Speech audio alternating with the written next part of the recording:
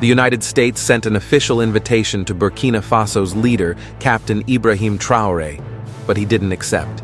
He didn't even hesitate. He flatly rejected it. No fancy statement, no diplomatic spin. Just this: "I'm busy serving my people."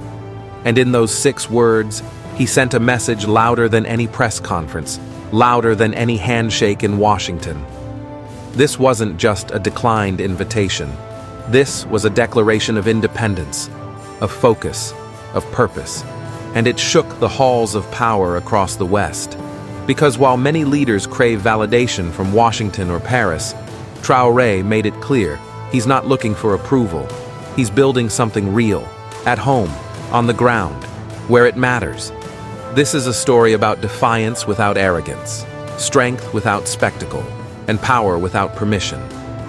Let's unpack what this rejection really means, not just for Burkina Faso, but for the entire African continent, and for a world that's being forced to reckon with a new kind of leadership. Ibrahim Traoré isn't your typical president. He didn't rise through decades of politics. He didn't make backroom deals or chase endorsements from global think tanks. He's a 36-year-old military officer who came to power through a coup, yes. But it was a coup born out of frustration, out of hunger for change, out of a people tired of insecurity, poverty, and foreign interference. And since that day, Traoré has been one thing above all else: focused on driving out foreign forces, focused on reclaiming gold mines that were bleeding the country dry, focused on uniting the Sahel, focused on empowering the youth, and now, focused on ignoring distractions like ceremonial diplomacy when his nation still bleeds. This is bigger than a missed trip to the U.S. It's symbolic. For decades, invitations from Washington were treated like awards. Leaders would dress up, fly out, take pictures, sign papers, smile wide, and return home with nothing but praise in Western media. Traoré broke that script. He basically said, "I don't need a photo op, I need progress." That's powerful, because it means he understands something most leaders ignore. Time is a weapon. And every hour spent in a ballroom abroad is an hour stolen from the streets of Ouagadougou, from the mothers who can't feed their children, from the farmers facing drought, from the soldiers defending their soil. To the world, it might look like defiance. To the people of Burkina Faso, it looks like loyalty. This moment is not isolated. Across Africa, a storm is building. Mali rejected French troops. Niger pushed back on U.S. bases. Guinea is rewriting its constitution. Chad is questioning the old playbook. What we're seeing isn't chaos, it's clarity. A new generation of African leaders is emerging, young, unfiltered, unapologetic, and they're not asking anymore, they're acting.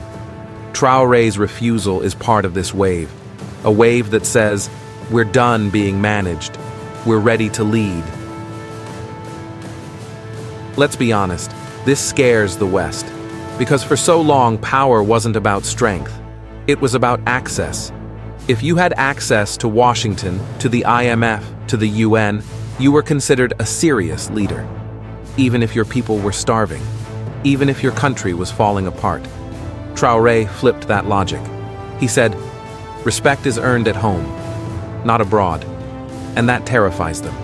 Because if other leaders follow his example, if they stop chasing invitations and start chasing impact, the entire game changes. The old levers of control, aid, debt, training missions, suddenly lose their grip. And that's exactly what's happening. Meanwhile, Traoré is not just rejecting diplomacy. He's replacing it with something real. He's forming new alliances with Mali, Niger, and Guinea. He's investing in land reform and national industries. He's encouraging education, tech, agriculture, not just aid. He's doing the work that diplomacy often promises but never delivers. And he's doing it without waiting for permission. The West might call this unpredictable. They might label him anti-democratic or extremist. But let's call it what it really is: decolonization. Not just of land, but of mind, of agenda, of time. The most revolutionary part? He didn't announce this with fanfare. He didn't write a manifesto. He simply declined the invitation. Quiet, simple, director, and got back to work. Because while others chase headlines, Traoré is chasing history. And if you listen closely, the message is clear. Africa doesn't need saving, it needs space.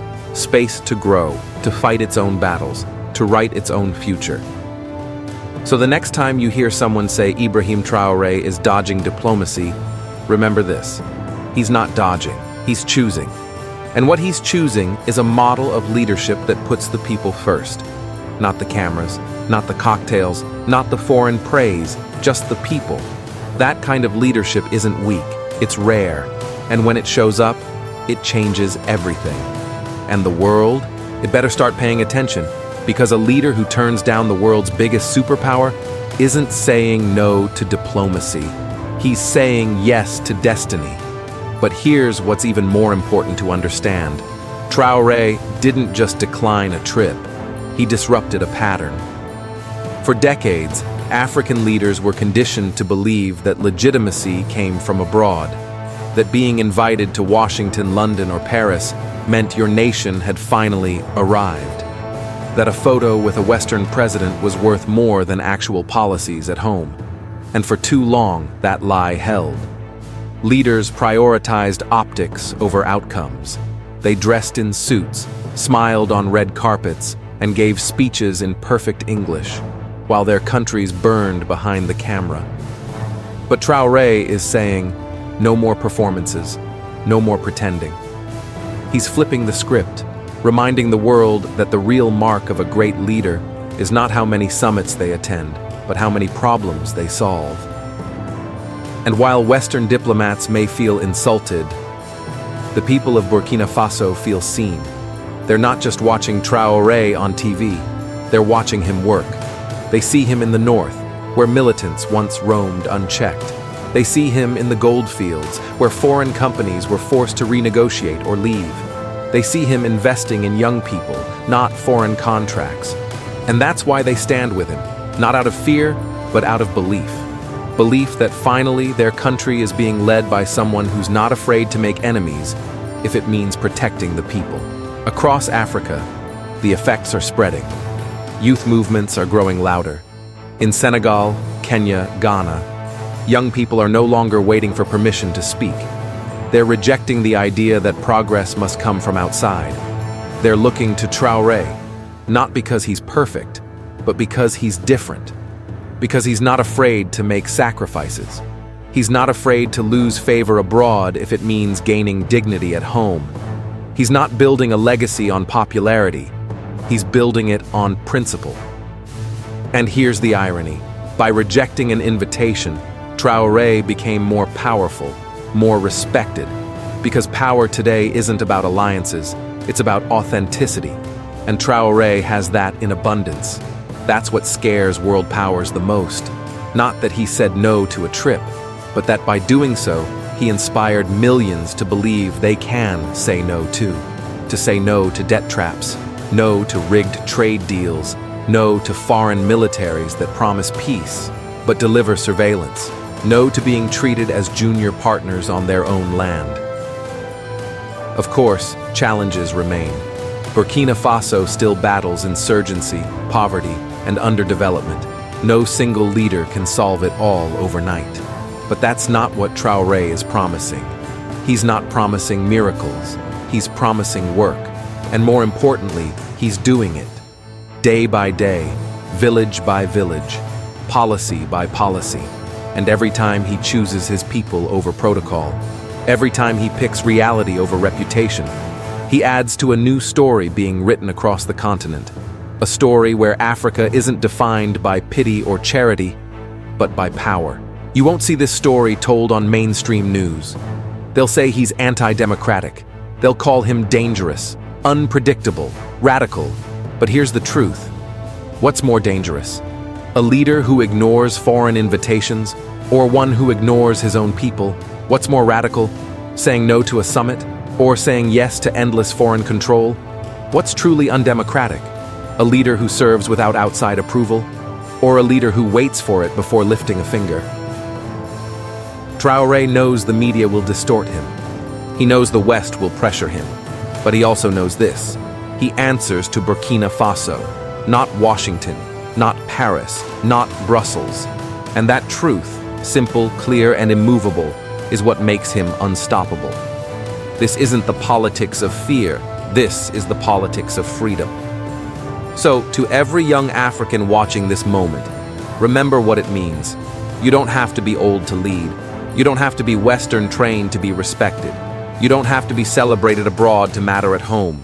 You just have to stand for something. And Traoré is standing for something real. Not photo ops, not promises, not applause, just action. And in a world full of noise, that silence of a man working instead of talking is the loudest sound of all.